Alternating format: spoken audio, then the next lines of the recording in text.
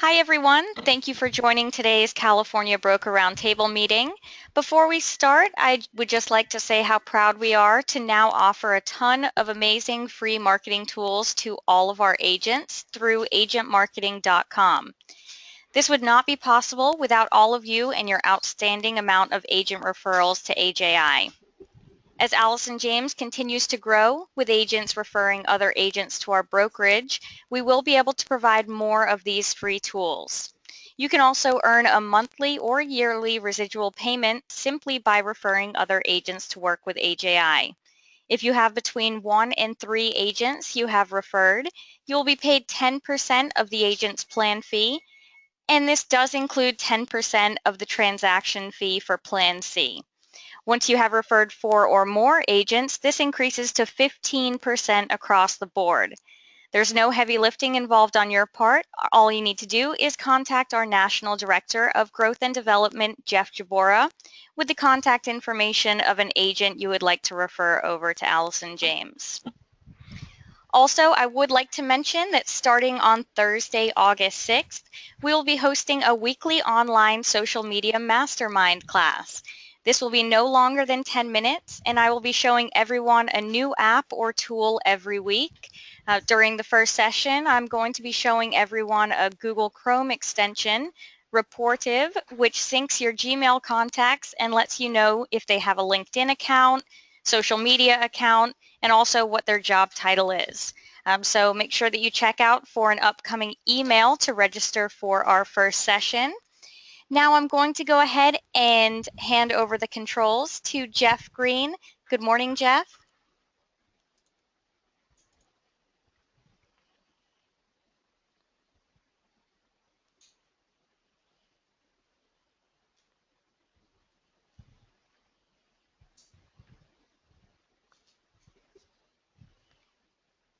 Jeff, are you there?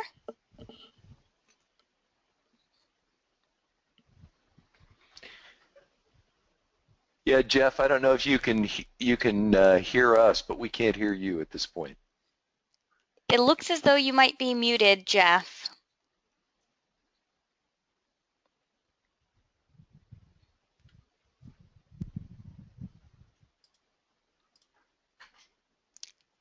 Jeff, can you hear us? Okay. There we go.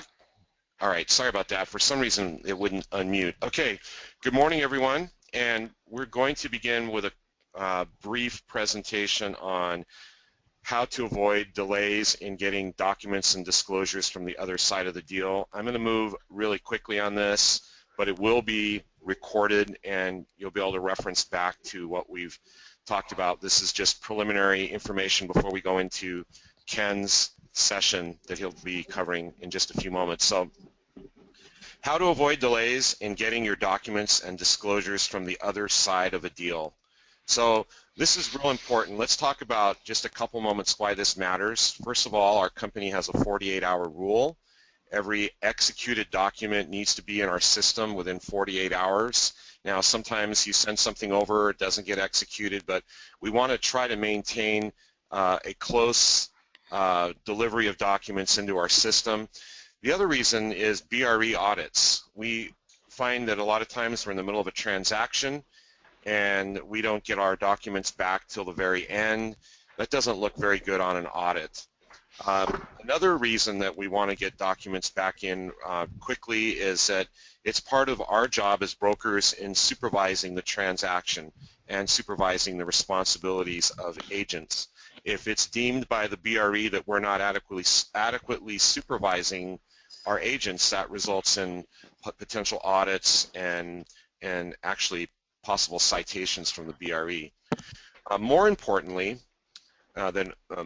any of these items is that you must protect your client's interests in the transaction. A lot of times things get sent back and forth very late in the transaction. It's not very good for the client, and it's a violation of fiduciary duty. So what you need to do is be equipped to do everything you can to get timely delivery of documents. So let's do a quick overview of what we're going to talk about. First of all, preventing delays before they happen. Secondly, responding to those delays when they do happen. Hopefully they're minimal. Third, we want to talk about noticing our clients when there's been a delay or when documents aren't delivered, and what to do when nearing the end of a transaction and you're still missing documents. So first of all, presenting delays. The first thing I would tell you is be the agent you want the other agent to be. Make sure you're always attentive, punctual, and proactive. Often the other agent will reflect your attitude and your pace. So if you're slow at delivering things, they're going to say, well, why should I be in a hurry? So you can, with the proper mindset and attitude, create kind of a sense of urgency in the transaction. And always be nice and friendly, but firm on dates and your client's needs. If somebody's a day late or something, don't blow them up. You know, you're going to set a lot of bad energy into the transaction and a lot of conflict. So be that agent you want to be. The other thing you want to do is future pace the other agent. Now, this term future pacing is a term that I like to use a lot because it helps us understand that we can set the pace in advance. We can be very proactive. If you're the listing agent, discuss the transaction calendar with the other agent during negotiations or when collecting or delivering documents. An easy way to do that is to say, you know, we have a very fast market here. We have a lot of offers coming in, potential backups, and we want to follow the transaction calendar based on the purchase agreement. And here's the dates, here's my understanding of the dates, and go over that with them and say, you know, please let me know 2 or 3 days if you think you're in advance, if you think you're going to be late on any of these dates. It'll avoid a lot of problems. I think we skipped a few here. That just jumped up. Okay. All right. Let me get caught up here. Secondly, don't be rude and avoid all kinds, avoid drama in the transaction. That's not going to get your documents back sooner. We've all been in a transaction where the other agent is rude and high drama. That doesn't work. So call the buyer's lender and make a friendly introduction if you're the listing agent. Good question is, when will the buyer be completing loan disclosures, and when do you anticipate ordering the appraisal? This is real important because they can't order the appraisal without loan disclosures. And it's a good way to find out if that's already been done. Usually about the first day or the second day into the transaction, you should be making that call, especially when there's a really busy market and it's hard to get the appraisal done. And then ask them, what are you seeing as turn times for the appraisal? And future pace the agent on the other end and also the lender, letting them know that you're going to work with them to get everything done as quickly as possible. A good excuse for making this call is to say, hey, I want to let you know that I'm just checking in to see what access requirements you're going to have for the appraiser, and that's always a positive thing. You get that started early. If you're the buyer's agent, let me go back here. Stay in touch with the loan process.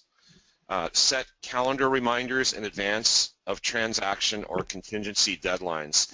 I've talked to agents who all of a sudden get a notice to perform from the other side, and they had no idea that the contingencies were about to expire. That's really, really not acceptable. You really need to know when things are going to be coming up on the calendar. So mark them on your calendar. I usually set on my calendar a 2-day or 3-day notice, multiple notices, so that I have alarms going off a day or two before if we haven't completed the process of releasing contingencies or closing out certain aspects of the transaction. Update the other agent when you complete required items in the agreement. This may seem obvious, but if you're dealing with an agent that's really busy, tell them, hey, by the way, I sent the contingency release over to your transaction coordinator for the appraisal contingency. Every little step like that is a win in a positive direction. It shows that you're attentive, that you're involved, you're engaged in the transaction. They may not even know. They may be too busy, but they're going to form an opinion of you, and like we talked about earlier, they're going to mirror your attitude by how you show yourself to be proactive. Responding to delays. We talked about preparing, not having delays, preparing in advance. How do you respond to delays? Obviously, never release contingencies without having received all signed seller disclosures, and the contract is very clear about that. We can talk about that in detail at a future time about extending based upon not receiving reports and disclosures. Use a three-step email request process. I hear from agents from time to time, I've been asking them over and over again to send this document to me, and my instant response, it's kind of like a knee-jerk reaction, is it logged in SkySlope? Have you logged this with email? Don't just ask them verbally. Make a paper trail. So copy the email to the transaction address in SkySlope. If you don't know where that is, it's in the upper right-hand corner. Every SkySlope transaction, every transaction in SkySlope has a unique address, and all your emails need to be copied into that. If you don't know how to use it, contact SkySlope support. They'll walk you through it. Use an email tracking system like Streak or Yesware so you know when the other agent opened your email. I do that whenever I'm in a transaction. I also do it with a number of things that I'm doing when I'm trying to track timelines and dates. Make sure you know when the other agent received it. And then one little thing came up on the bottom here. Let me go back here. Use a reminder system when you send an email. Remind yourself, there's a lot of them like follow-up cc.cc, so you know when the email needs to be answered again. You can actually set a reminder, send the email, copy it to followup.cc. Go ahead and look on that site when you have a moment, and it'll send you a bounced email back telling you, it'll send you the same email back so you know that you have to get a response. Responding to delays. So I'm going to give you 3 quick emails. I'm going to run through these really quickly. First email, subject, put the property address in. The subject is also documents late, and insert the names of the document. You might say 123 Main Street, documents late, TDS, SPQ, whatever. Just list them in there. Body of the email, thanks for all your hard work on this transaction. We're still missing signed copies of blank, blank, blank. Could you please supply these by blank, whatever the date is. If they're late, I would just say the next day. Include a notice to the seller to perform. If you're not using these, they're great. They're real important, and you can't really have a lot of teeth in your request unless you use a notice to seller to perform. Second email. All you need to do on the second one is forward the previous email. Don't write a new email. Forward the previous email so the contents and date of your first request are included. Remember, you're building a paper trail. Send immediately after the deadline you suggested for the return of the documents.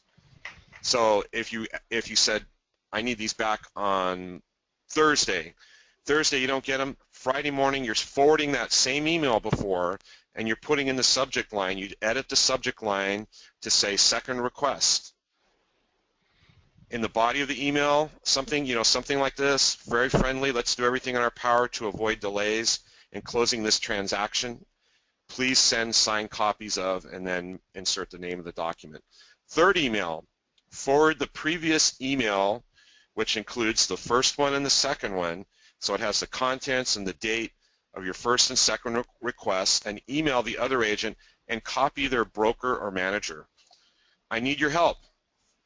Change the subject. Third request for late documents, insert the property address, insert the name of the documents, and then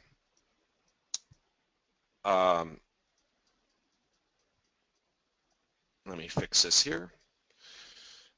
Insert the name of the documents, and then write the broker an email or the manager. Dear blank, whatever their name is, I've requested the following late documents from other agent.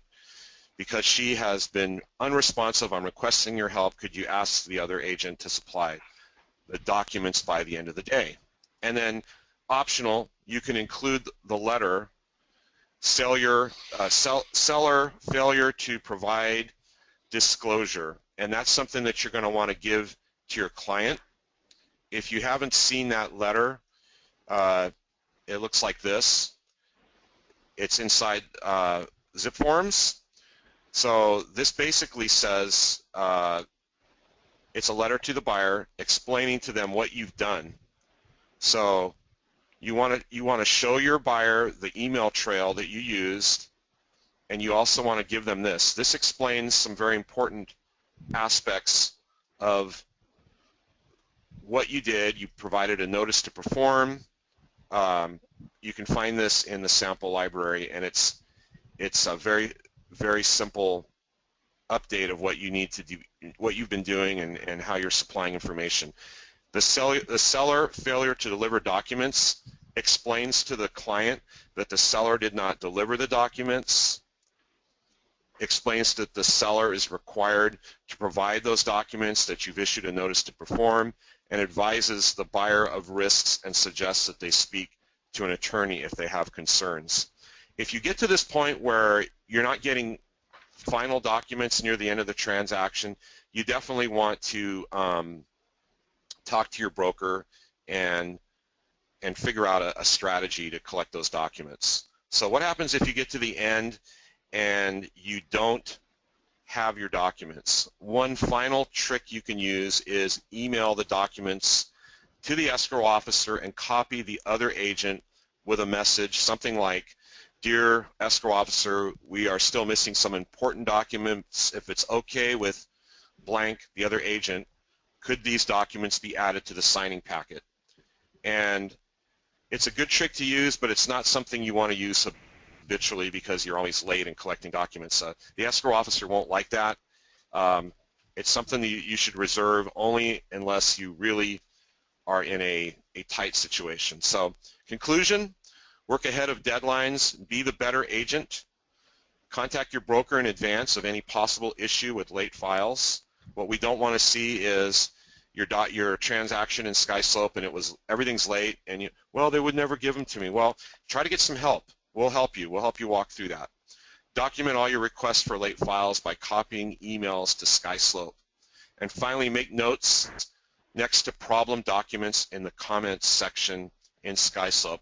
And one final thing, if you haven't used the library in zip forms, there is a library of sample letters, ton of good things in here. I mentioned the seller failure to deliver documents, seller failure to provide disclosures.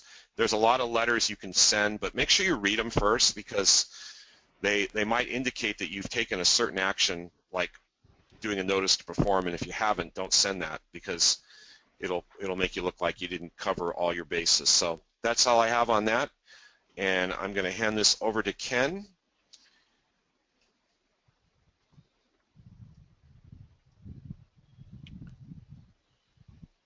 Well, thanks, Jeff. Very, very nicely done, very thorough. And if everybody followed those instructions, we would be doing much better in getting our documents in.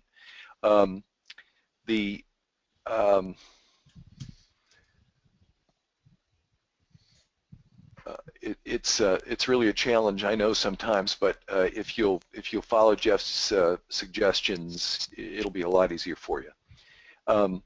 So welcome everybody to the Broker Roundtable. As you know, you've already heard about agent marketing from Victoria and Jeff's great advice on how to get documents. Some of the other things we're going to cover this morning, we're going to talk a little bit about, we've had a lot of questions about open listings and limited service listings and how that affects us and what the heck are they anyway. So anyway, we'll talk about that a little bit, just briefly. And then another thing that questions come up all the time, and there's a lot of misunderstanding, is about team names and DBAs, fictitious business names, and what's legal and what's not, and what can we do and how do we do it, all that. So we'll talk about that this morning.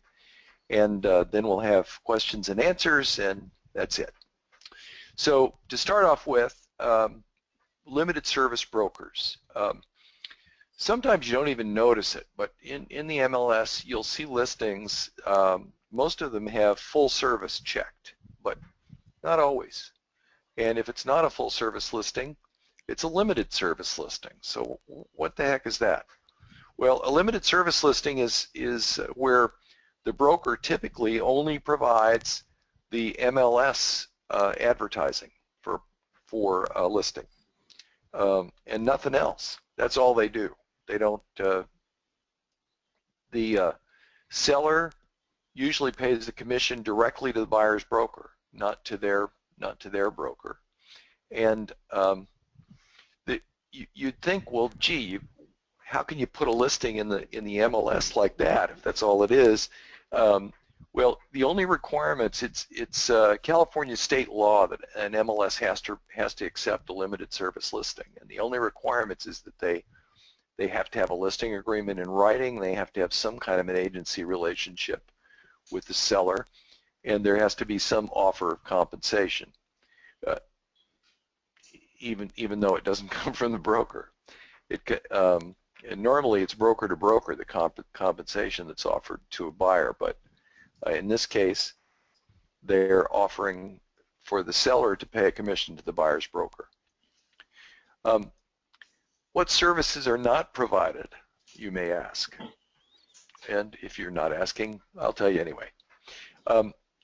Additional disclosures. You know, when you submit an offer on a listing, if it's a limited service listing, the listing broker is not going to provide you with all the other disclosures and all that. You have to get them from the seller.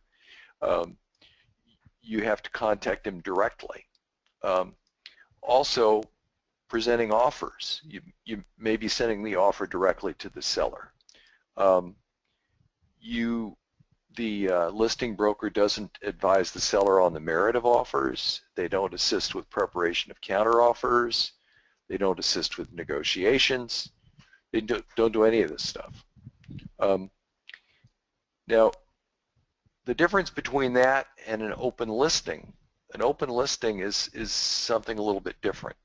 It's a non-exclusive listing, and it just means that the listing broker only gets paid if they bring the buyer. So if they double end, essentially that's the only way they get paid. The commissions, they're not required to specify any compensation on an open listing, which seems really, really weird. But you actually are required to negotiate the commission directly with the seller. If there's an open listing and you've got a buyer, you need to talk to the seller and negotiate a compensation. And I would highly recommend doing that before you disclose the name of your buyer. The difference between limited service and open listings are basically that open listings talking about the agency. It's non-exclusive agency. The limited service is based on the services provided, not the agency relationship. So hopefully that makes sense. And by and large, these are not real common, but you see them once in a while, and essentially on an open listing, typically the seller will just pay the listing broker, you know, maybe $300 or $400 just to put it in the MLS, and that's all they do. It's just kind of a publishing fee or something. So anyway, something to watch out for. There also are some risks involved. If you take on, you have a buyer and you're buying an open listing, there's a challenge here because you may end up having to do a lot of stuff for the seller, and you could inadvertently get into a position of being construed as the agent of the seller with the risks associated with that, and you're not getting compensated for it. So it's really important that you notify the seller that you may be performing some tasks that would normally be done by the seller, but you're doing them for the benefit of your client, the buyer. And you also need to make sure you do a seller non-agency agreement. This is a new agreement that just came out in November of last year when they did the change to the RPA. This is called a seller non-agency agreement. And what it does, it makes clear that you are not the seller's agent. So that's what it's for. Now we get into names. Fictitious business names and team names. The issue with names has been, for a long time, has been pretty fuzzy. There have been some confusing rules, and they've modified all those January 1st of this year. And I guess it's a little clearer, but it's still a little fuzzy, as you'll tell when we get into it. A fictitious name, or a DBA, which stands for doing business as. A fictitious business name is where a business entity does business in a different name from the actual name of the business as it's recorded with some local jurisdiction. For example, John Doe, a broker, a sole proprietor, could be doing business as Golden West Realty. That's his fictitious business name, is Golden West Realty. Now, can a salesperson operate under a DBA? Yep, they can do that if it's done properly, and only if it's authorized by your broker. Occasionally, you'll see salespeople will have fictitious business names, and if you look them up in the BRE website, they're not there, and those people are operating illegally. So all of us need to make sure that we're real careful in the way we represent ourselves, and that it's done properly. And the way it's done is a fictitious business name statement has to be filed with the county where your broker is located. The fictitious business name statement has to be published in a local newspaper every week for 4 weeks in a row. And then after that's done and you get certification from the county that the publication has been done, you can file that and the fictitious business name statement with the BRE with a special form. And then the BRE, you have to mail it in, it has to be an original, and then the BRE processes it in their glacial time frame, which generally takes 2 to 3 months. A different way to go about it is with a team name. It's now a team name is as opposed to a DBA, is more like a professional identity or brand name, and it has to include the name of one of the licensee members of the team, and it cannot be something that sounds like a brokerage. You can use it in conjunction with words like associates or group or team. Some examples would be like the Garcia Group, the Nguyen Group, Johnson and Associates, something like that. Not permitted would be things like the Garcia Realty Group or Johnson Brokerage Associates, because those sound like real estate brokerage service is being offered, and it's not. You can only do that if you're a broker, and if you're operating under DBA as a broker, then you have to have it all filed with the BRE. So I know seems like it's a little splitting hairs here, but this is the way the law reads. Team names no longer require BRE approval. One of our agents actually got in trouble with BRE because he had his name and associates as the name of his team, and it's perfectly legal now, but back then they didn't allow it unless you had filed for a DBA. So he had to change his whole website and all his advertising and everything. It's a real big mess. Team names no longer require BRE approval. They do require your broker's approval, and they do require filing a DBA locally, and that means that you have to file with the county and publish for 4 weeks, and there are fees associated with that. But this is the fuzzy part. According to Car Legal, if you're going to operate that way, you have to file a DBA, but the BRE doesn't require it. So It's the way it is. The big deal that a lot of people um, make errors on with regard to team names and DBAs is advertising. And this is really important. And the reason it's important is because the BRE, since it's become the B as in Bravo RE, Bureau of Real Estate, is in fact a division of the legal arm of the state of California, which means it's a police group.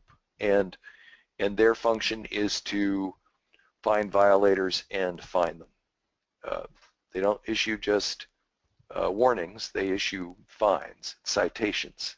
And they can fine you for every instance of advertising that is incorrect. If there's a stack of 20 flyers and they're all incorrect, they can fine you for 20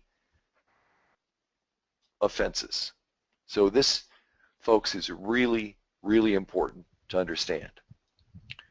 All advertising, whether it's print or electronic, business cards, flyers, website, whatever it is, must include your name and your license number, and it must include the name of the broker or brokerage, and the name of the brokerage must be displayed, this is the one that doesn't happen quite so often, as prominently and conspicuously as the team name in all advertising. This generally means at least the same font size. You know, sometimes we'll have folks that have like the John Doe team or John Doe and Associates, and that's in about 83 point type, and then there's a little minuscule Allison James logo down in the bottom corner. That's not as prominently and conspicuously as the team name. So please be aware and try to make sure that all your stuff complies, because it can really be a problem, and the BRE is cracking down on this stuff. You have to include the Allison James logo, and you cannot have any terms in there that imply that the team is a real estate entity separate from the responsible broker. So you can't have like John Doe Real Estate, John Doe Realty, John Doe Brokerage, John Doe, anything like that. That sounds like a separate company. So you also can have salesperson owned DBAs. The rules are similar to a regular DBA. It has to be approved by the broker. You have to do all the filings. It has to be approved by the BRE. The advertising is the same rules as a team advertising, but the naming conventions are a little more liberal. You can come up with different kinds of names, but they have to be then approved by the BRE, and they're not automatically approved by the BRE. See me for any specifics. If you have some questions, you have a particular situation you'd like to discuss, please contact me. I will warn you in advance that there are filing fees associated with doing this.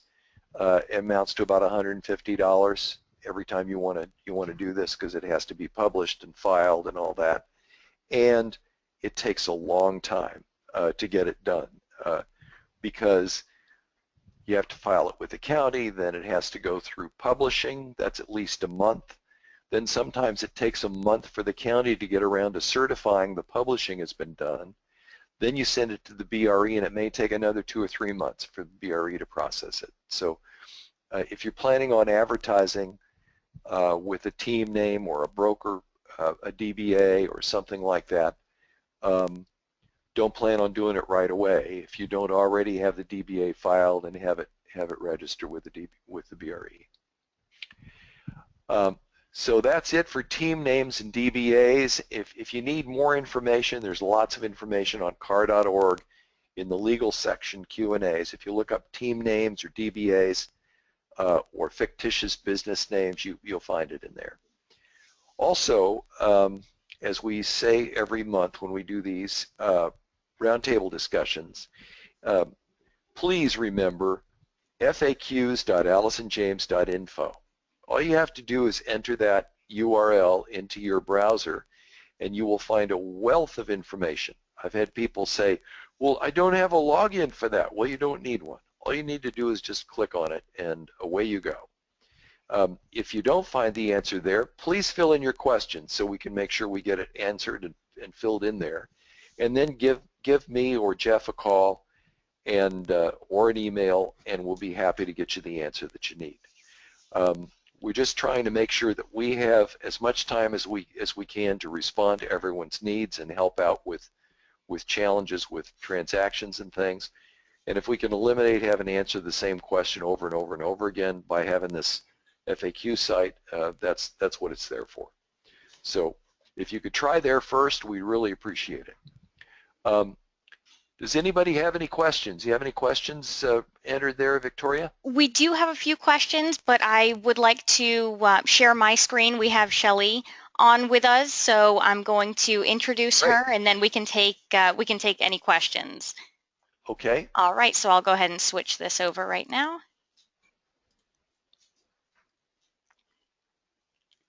Okay, everyone, I would now like to introduce Shelley Hoyseth, Senior Loan Officer with our preferred lender, Movement Mortgage. Shelley would just like to say a few words. Good morning, Shelley. Good morning, Victoria, Ken, Jeff, everyone. I just wanted to chime in a little bit on one of the disclosures that I've noticed in transactions that tends to come in late, and that is the FHA-VA amendatory clause. That is a disclosure that is part of the contract in California. So definitely get that signed by all parties and submit that with your original purchase contract whenever possible. I know some agents are hesitant sometimes to sign that because it has a language regarding a low appraisal. Basically, what that clause is saying is that a borrower, especially VA, cannot be forced to buy a property that has come in under value. However, if in the contract you have stated that there's no appraisal contingency or that the buyer agrees to pay $5,000, difference between the appraised value and the purchase contract should have come in low, the contract will trump the amendatory clause. So go ahead and get those signed up front. With a VA appraisal, we cannot order the appraisal without the signed amendatory clause. We can order it for FHA without it, but with VA, we've got to have it up front.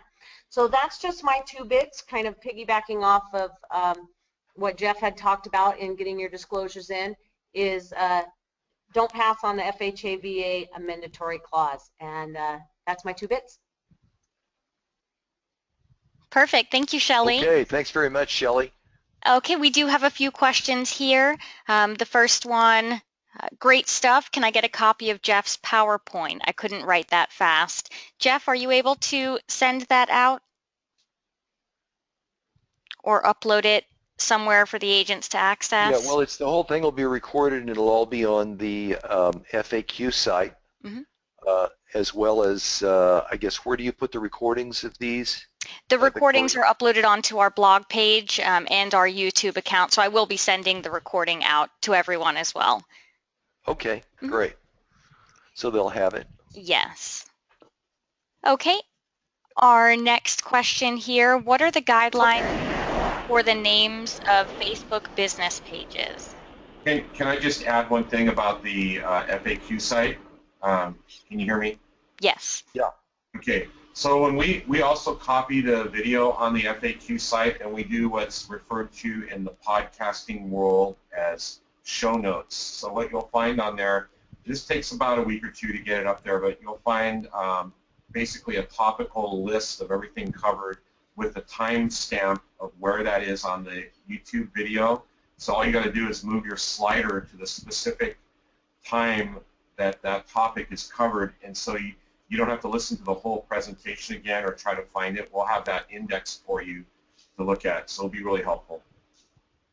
Perfect. Thank you, Jeff.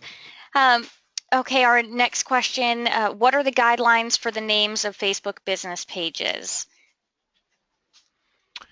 Well, a Facebook business page is an electronic advertisement. So the guidelines are just the same as what we just discussed. If it's team name, it's team name. If it's DBA, it's a DBA. It's under all the same rules. You have to have your broker's name as prominently as the name of the team. You have to have your name and license number. All those rules for electronic advertising are the same as they are for print advertising. Okay, great. Our next question, I missed the agentmarketing.com webinar. Can you resend the link, or is that webinar online? Yes, I can go ahead and resend the link for that. It is also on our blog page, the ajicareers.com page. That's where you'll be able to access it, but I will send the recording over to you. And we have another question. When you file a DBA for a fictitious business statement in the paper, is it done in Punta Gorda, Florida, or in the city in which you are doing business? No, it has to be done in the county where your broker's office is. It has to be done actually in Riverside County, and I'm the one that has to do it. It's a fictitious business name statement, has to be filed with the county of Riverside, and then once that's certified, I have to take that to a local newspaper and arrange to have it published every week for 4 weeks. And then once they've certified that it's been published for 4 weeks, they send that certification over to the county. The county, when they get around to it, when they get to the bottom of the stack, acknowledges that they've received that, and they certify that it's been done. Once I have that certification, I then have to fill out a form, an RE, I believe it's 247 form. Have to put that form together with the copy of the filing and the copy of the certification of the publication and mail it to the BRE in Sacramento, and then they take another 2 months to process it. Okay, perfect. And this is just a follow-up to that question. Because Ken does the fictitious business statement, does anything change if the agent changes brokerages? Yes, you have to do it all over again. Okay. All right, we have to terminate it, and then they have to do it all over again. The new broker has to approve it, start all over again. Okay. All right, I think that is it for the questions. Okay. Can you switch my screen back on? Of I got course. a couple more slides.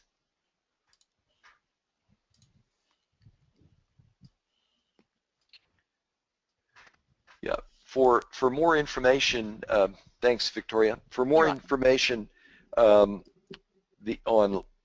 changes in laws and forms, these are links to car.org, the legal section. Also, one that I recommend, I get no money from John Giardinelli, but one that I recommend is John Giardinelli's website. He has a free newsletter that sends out legal updates and explanations of things from time to time. They're pretty good. It's not an exhaustive resource, but it is helpful. For future events, this broker roundtable is the last Wednesday of the month. It happens every month. So next month will be the last Wednesday of the month. We'll be doing it again. Please read your weekly broker updates in your emails. We try to send out a condensed link to a broker update that will tell you the latest stuff for the week, so you don't get bombarded with emails from your broker. I used to get 4 or 5 emails a day from my broker, where I used to be sending me copies of all the stuff that he got from CAR or from NAR or whatever it was. It's like, hey, did you read this? Did you read this? We don't do that to you, but please read the ones you get, because we try to make sure we give you the important stuff. And as Victoria mentioned at the beginning, Agent Marketing is a terrific resource of marketing tools. It will help you be successful. There's a great section in there called 90 Days to Success. Get on that and do it, and you will really be happy with what it does for your business. And this is all provided at no charge to all our agents. Despite our very low fees, we even provide things like this. So please take advantage of it. You'll be glad you did. We have events just about every Wednesday, either online or in person. We have the mastermind events. We have mixers. We have all kinds of things. So you can attend as little or as many as you want, and we have something for you. So tell all the other agents you know, and eliminate all your fees, because their fees will pay for yours. And thanks very much, everybody, for attending, and Jeff and Victoria and Shelley for participating. Really appreciate it, and we'll see you next month. Bye. Perfect. Thank you, everyone.